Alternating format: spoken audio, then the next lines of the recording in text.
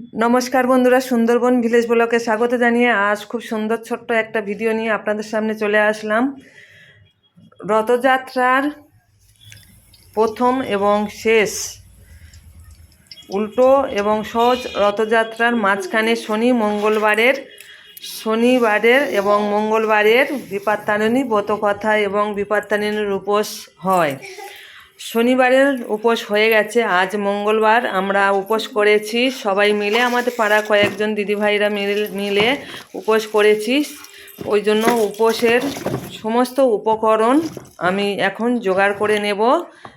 ওই জন্য এখানে সমস্ত সবজি এবং শাক কেটে ধুয়ে পরিষ্কার পরিচ্ছন্ন করে নেব। এখানে 13 রকম শাক আছে এবং 13 রকম সবজি আছে। সব রকম কেটে ধুয়ে পরিষ্কার পরিচ্ছন্ন করে নেওয়া হয়ে গেছে। আর এখানে লুচি তৈরি করা হচ্ছে।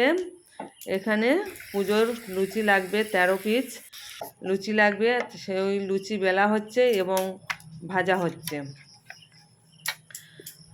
আর আমি একটা টিনের উনুন কেটে নিয়েছি বন্ধুরা, দেখুন। আর সেই উনুনে নতুন লুচি তৈরি করা হচ্ছে এবং টিনের উনুনে, যেহেতু রান্নাঘরের সৌরির মধ্যে আমি গেলাম না, বা ঠাকুর ঘরের সামনে উনানে তৈরি করছি। এই দেখুন, এটা হচ্ছে লুচি হয়ে গেছে। এটা কলা ভাজা হচ্ছে। কলা মানে উচ্ছে, চিচিঙে, ঝিঙে, এরকম সব রকমের সবজি 13 রকম মিল করা হয়েছে, সঙ্গে আলুও আছে। সব সবজিগুলো এরকম ছাঁকা তেলে লবণ ছাড়া আমি ভেজেছি। আর যাদের কাছে সন্ধি লবণ বা বিট লবণ আছে তারা লবণ ব্যবহার করতে পারেন। আমার কাছে লবণ ছিল না বা কেনা হয়নি, ওই জন্য লবণটা ছাড়া সব কিছু আয়োজন করেছি। এবং ঠাকুরের প্রসাদ এই যে সুন্দরভাবে গুছিয়ে যেমন তেমন করে শুধু তেলে ভেজে তুলে নিয়েছি। খেতে ঠাকুরের সামনে দিয়ে আমরা যে প্রসাদটা খাই, সুন্দর টেস্ট এবং খুবই ভালো লাগে খেতে। আমার তো খুবই ভালো লাগে এরকম সবজি ঠাকুরের সামনে ভেজে দিয়ে, সেই সব খেতে আমার খুবই ভালো লাগে। সব কিছু ভাজা হয়ে গেছে বন্ধুরা, দেখুন। 13 রকম সবজি, 13 রকম ফল, লুচি, সুজি সব রকম তৈরি করা হয়ে গেছে। এবং মুখের ডাল অল্প করেছিলাম।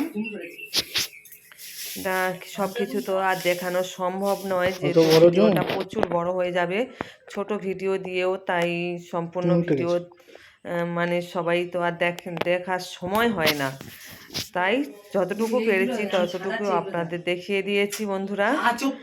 আর এবারে আমি যে এখানে এই মানে পিতলের যে বড় একটা রিপাক আছে, এই রিপাকটা অনেকটাই বড়। যত কিছু ভাজলাম সব রকমের সব এই একটা বড় প্লেটের সাজিয়ে নেব।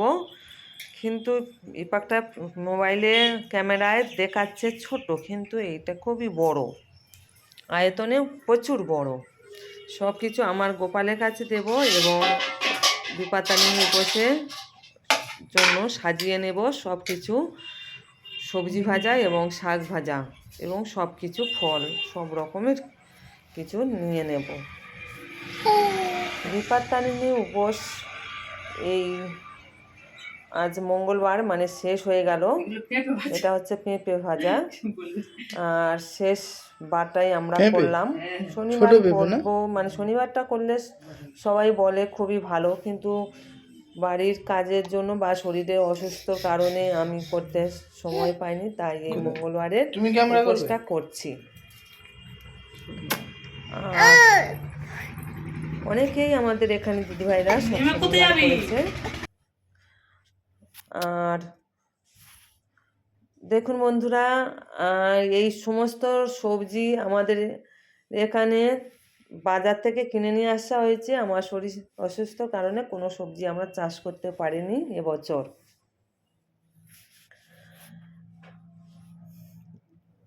এই বিপত্তারিণীর উপোস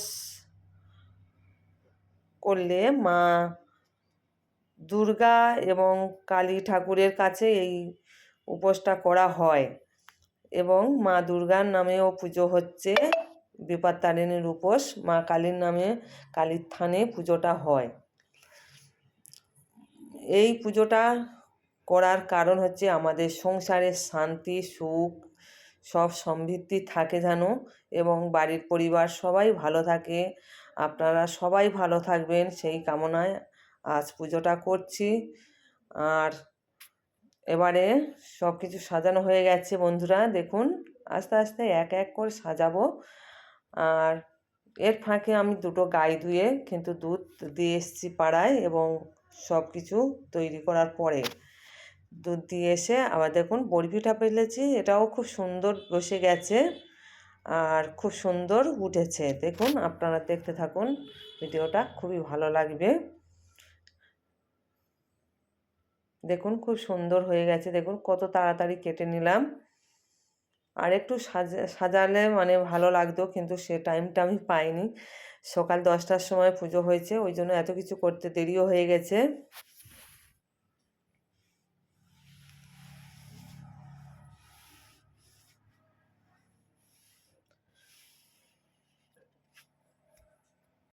পুজোটা দেব আমাদের মন্দিরে, আমাদের বাড়ির সদায় যে আমাদের নিজস্ব মানে মন্দির, কয়েকজনের নিয়ে একটা মন্দির। ওই মন্দিরটা হচ্ছে পুজো হয়েছিল, আমার আগের ভিডিওটা ছাড়া আছে। ওখানে জঙ্গলের প্রচুর গাছ আছে আর অনেক পুরনো মন্দির। ওই মন্দিরে সমস্ত ঠাকুর আছে। আর এখানে লুচি আমি গুনে দেব 13 পিস।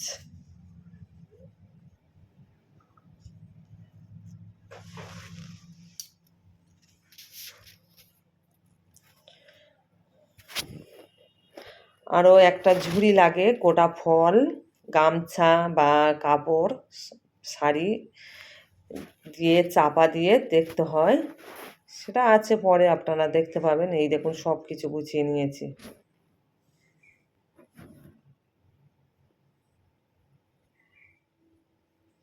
ডাল, শাক ভাজা, আলু ভাজা, লুচি, কলা ভাজা, চিচিঙে ঝিঙে, আচ্ছা পেঁপে ভাজা, ঢেঁড়স ভাজা, আচ্ছা একটা উচ্ছে ভাজা, একটা চিচিঙে ভাজা, ঝিঙে ভাজা করলাম।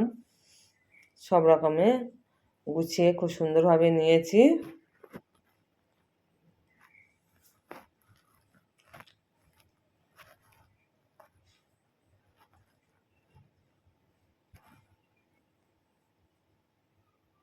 গুছিয়ে ঠাকুরের কাছে প্রসাদ পুজো দিতেও ভালো লাগে। বন্ধুরা চলে আসলাম আমি একদমই মন্দিরে।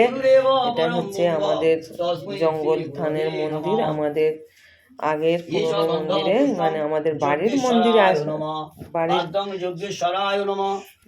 জঙ্গল মন্দির, সেই মন্দিরে পুজো হয়। আর আমরাও সবাই পুজো দেব, চলে এসছি। আপনারা দেখতে থাকুন, আশা করছি ভালো লাগবে। জগদ্দিতায় চ শ্রীকৃষ্ণায় গোবিন্দায় নমো নমঃ। ওম ঈশগন্ধ পুষ্পং শিবাদি পঞ্চদেবতায় নমঃ। পদ্মং শিবাদি পঞ্চদেবতায় নমঃ। গন্ধং শিবাদি পঞ্চদেবতায় নমঃ। ধূপং শিবাদি পঞ্চদেবতায় নমঃ। ওম শিবায় শান্তায় করুণাস্ত্রায় হেতবে নিবেদয়ামি তং জানামি পরমেশ্বর ঈশগন্ধ পুষ্পং বিপাক তারিণীর ডোর সব ঝুড়িতে বাঁধা রয়েছে, সেই ডোরগুলো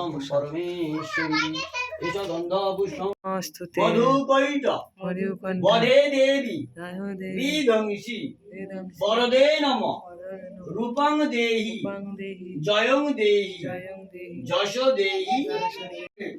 মুচি রমণী ছিল খুব প্রায় নানা রকম ফল খাদ্যাদি রানীর কাছ থেকে নিয়ে যেত। মুচি রমণী খুব গরিব তো, তার খুব ইচ্ছা হয় রানীকে সে কিছু দেবে। রানী রোজ বলে একদিন তোমার কাছে একটা জিনিস চেয়ে নেব, কিন্তু চাওয়ার হয় না। হঠাৎ একদিন রানী বলে, তোমরা তো গো মাংস রান্না করো, একদিন একটু আমাকে এনে দিয়ে দেবে, আমি শুধু দেখব।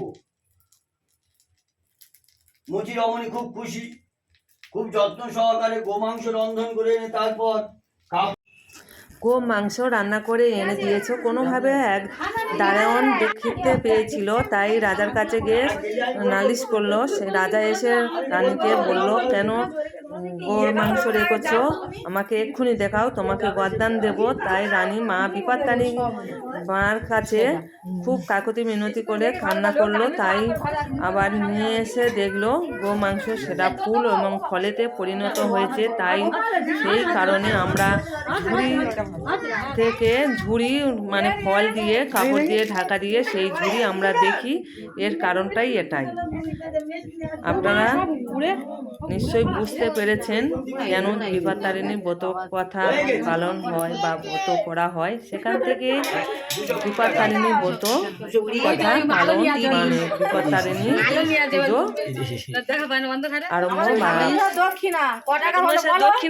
আরম্ভ হয়েছিল। বিপত্তারিণী ব্রত চালু হয়েছে ওখান থেকে শুরু। রানীমার পুজো করেছিল প্রথম, সেই বিপত্তারিণী ব্রত আমরাও এখন সেই বিপত্তারিণী ব্রত করি এবং আমাদের ঠাকুরমশাই বিদায় হচ্ছে এবং সব কিছু গুছিয়ে দেওয়া হচ্ছে। আপনারা দেখুন, আশা করছি আপনাদের ভালো লাগবে। 250 এটা আমাদের ঠাকুরমশাই, বন্ধুরা দেখুন। হ্যাঁ, আর কিছু দেবে না? না, এই তো ফল, ঝুড়ি, শাড়ি, গামছা।